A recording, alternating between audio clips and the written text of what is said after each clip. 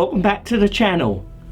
Coming up in this episode, highlights from around the verse with Sean Tracy and Josh Herman, featuring highlights from the Foundry 42 Frankfort studio update with Brian Chambers, plus more details on the Aegis Eclipse, and I finally get to leave Grim Hex and lose my criminal status again.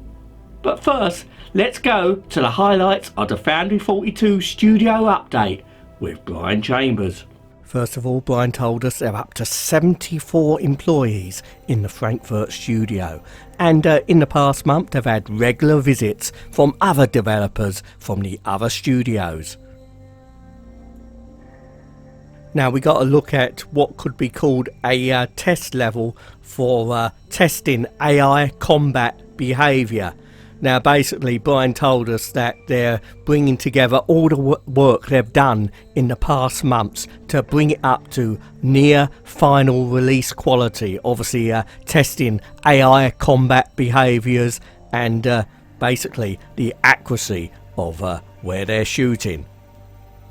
Now also on the theme of AI, Brian told us that they've completed the work on the new AI systems to control ships.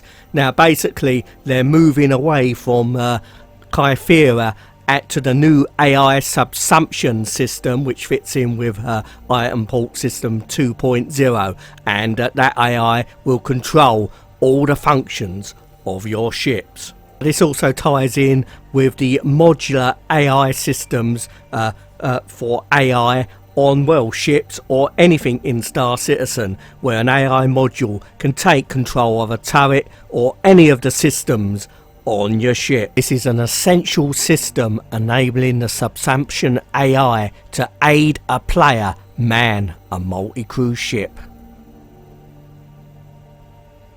Now they've converted all doors to Item Port System 2.0, and this will enable doors to link together to enable airflow and also allow for future systems involving breaching doors and hacking doors. Now Brian showed us a prototype they're working on which will enable in-game displays to feature advertising or events happening in-game. Not sure whether that will include broadcasts from other players, but this type of system does look very interesting. Also, it will enable warnings to be placed either locally or on a galactic scale, and this prototype features an appearance of a Vandal capital ship outside Port Olisar with devastating results.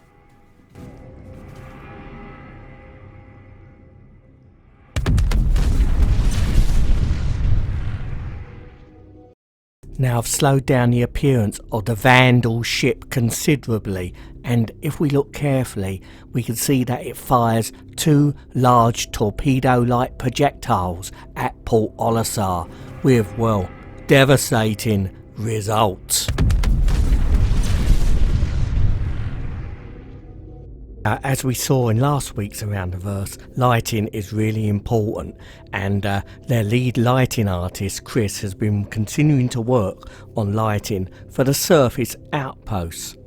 Now they've also been working on a new system to alleviate a problem they've had with the planetary moons, where half of the moon is obviously in darkness. So Chris has worked with the engineers to invent a new system which adds added ambulance to the dark side, so you can actually see what you're doing.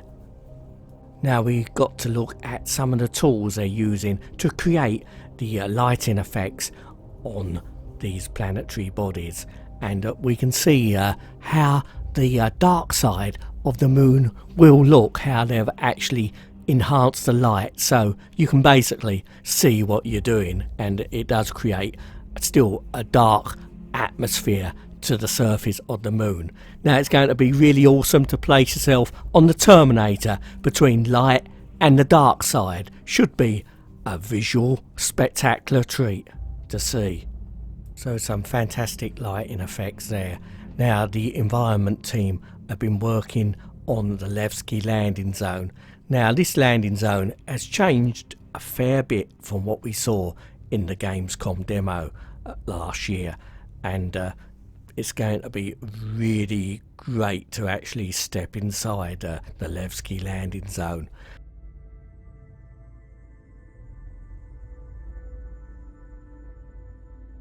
Now, we previously saw the garage area of the Levski landing zone, and this seems to have been expanded even more.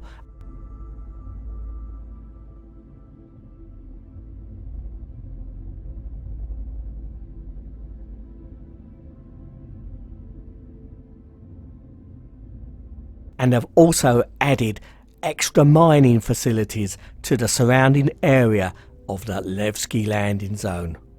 Now, amazing visual gaseous cloud effects in the sky there. They've also been adding higher fidelity rocks and landscapes to the Delamar environment. You see the scale and scope of these moons and asteroids. It does make you appreciate how much more play area there will be to explore. Now, they've also been improving the technology for these procedurally generated moons and asteroids so that they can actually enhance the number of surface effects and features. As you can see, a before and after shot here of Ceylan, much more defined, detailed, and more structures and surface detail here.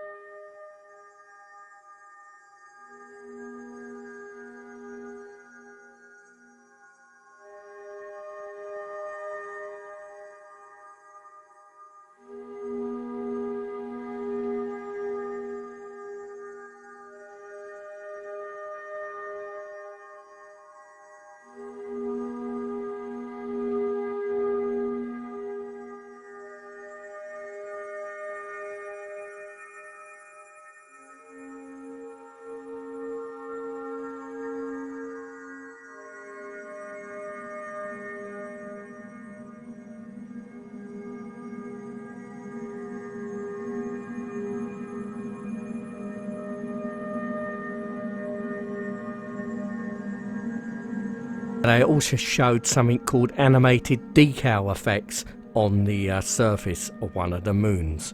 Now, Brian told us that they've got a new member of the QA team in Frankfurt, a guy called John Lang, and one of the things he's been working on is testing the new Delamar system.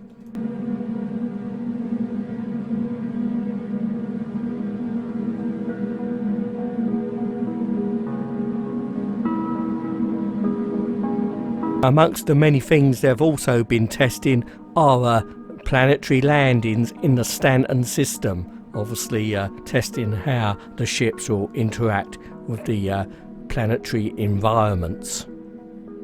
Brian said obviously that this does help the engineers who are working on the environments to give them some detailed feedback on the technical issues which can happen. And I've also been working on some camo and skins for weapons, so obviously maybe in the future there'll be a variety of skins which you can choose to put on your equipped weapons. Now, Brian also told us that they've added to a small common room some cameras for some additional motion capture work. Now, it's not going to be permanently set up, but they're going to be able to use it whenever they need to add some small animations.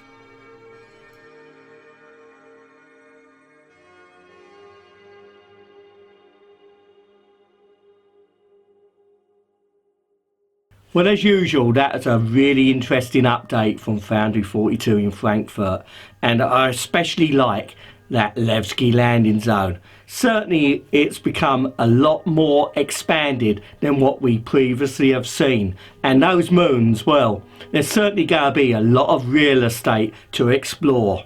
Now, as I said in the commentary, it's going to be really interesting, and that's going to be one of the first places I make for, to go to the terminator between light and dark on one of those moons. It's going to be some awesome sights to see, the lighting between the light and the dark side. Now, they've come up with a great solution with some extra ambient light and some lighting effects on the atmosphere to enable you to see on the dark side of the moon. Otherwise, you'd have to be walking round with one of these.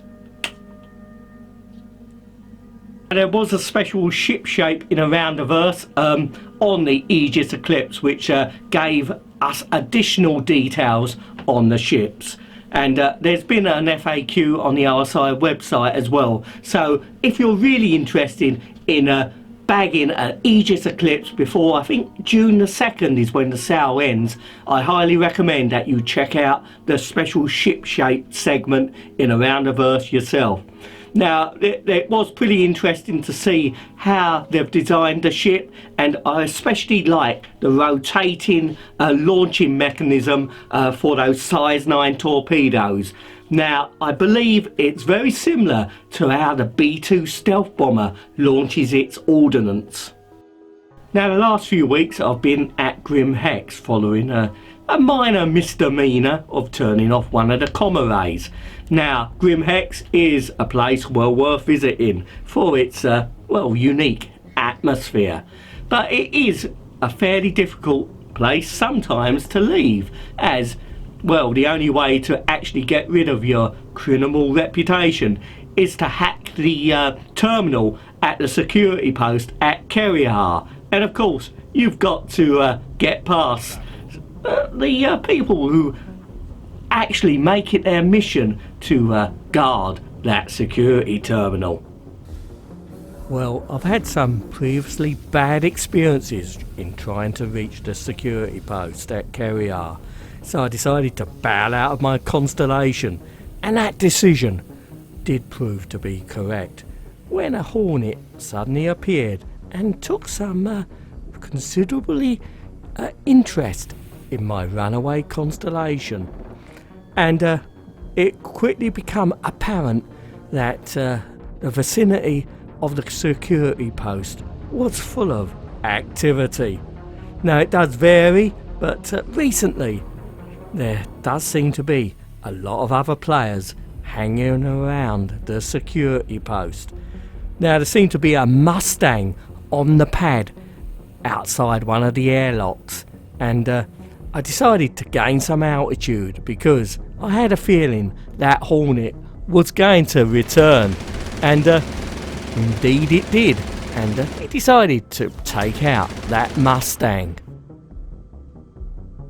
But then the hunter became the hunted, as another ship appeared and took it out on the Hornet.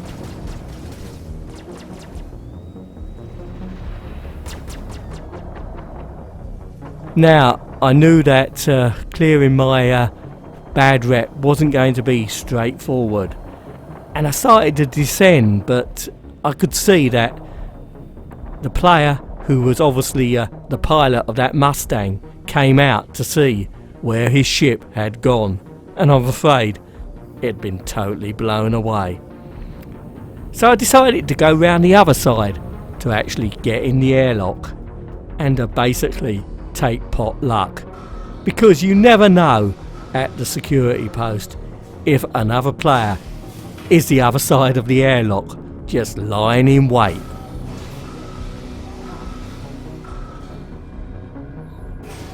Now, basically I decided to forgo the stealth option and just do a Usain Bolt and run for it.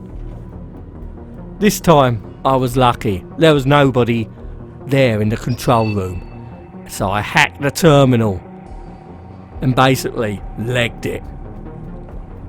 Now, I could hear footsteps from somewhere echoing through the security post, so I decided my best bet was to hide in a corner and wait until my criminal bad rep was cleared. Time seemed to come to a standstill as I waited rather nervously for the hacking of the security terminal to do its job, and I was again a law-abiding citizen. Well, thank you very much for watching. Hope you enjoyed this episode. Please don't forget to like, and also it will help the channel a lot if you'd like to subscribe. So until next time, wherever you're watching out in that big universe, you take care. And hopefully I'll see you all sometime soon. Bye for now.